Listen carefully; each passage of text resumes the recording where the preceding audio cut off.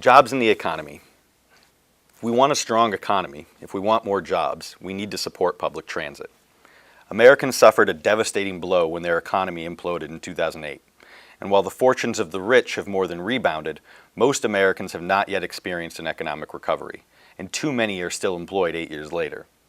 There is a way, however, to bring new jobs to cities and towns all over America. 24,000 jobs are created for every $1 billion of capital investment in public transportation.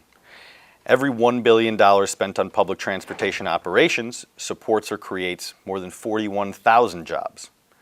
In 2010, the industry spent $37.2 billion on operating costs and $17.9 billion on capital costs, which created and supported nearly 2 million jobs. And these aren't just transit jobs. As you see in the graphs, both on the left and the right, the left focuses on capital investment, the right on operations. Transit investment creates jobs in hotels and restaurants, in retail trades, in manufacturing, in construction, in real estate, in finance and insurance, even in the arts and entertainment. Investment in public transit not only provides employment for those who build it or operate it, but also continues to pay dividends in the form of the new commerce it stimulates. Customers use public transit to patronize new businesses. Transit expands the local tax bases. It improves the standard of living for people who use it, and even those who don't, and it brightens prospects for the future. There are many other benefits of public transit that are rarely mentioned when communities consider the question of whether to fund more transit. Planning scholars Daniel Chapman at the University of California at Berkeley and Robert Noland of Rutgers University have released a new paper describing the hidden benefits of agglomeration, which is a fancy way of saying a lot of people in the same place, that are brought about by public transportation.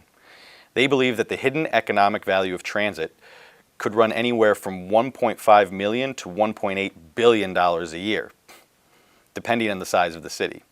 And the bigger the city, they find, the bigger the agglomeration benefit of expanding transit.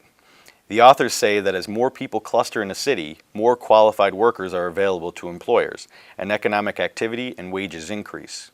To quote Chapman, whatever does happen in response to a transit investment is going to be concentrated. You're going to have a different kind of urban form that springs up due to transit than due to the automobile. Consequently, every $10 million in capital transit investment yields almost $30 million in business sales. And the same investment in transit operations generates $32 million in business sales.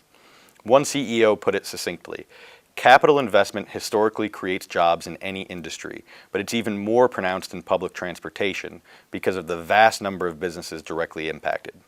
Movement of a company's number one assets, its employees, is as critical of an investment as dollars spent on marketing to customers.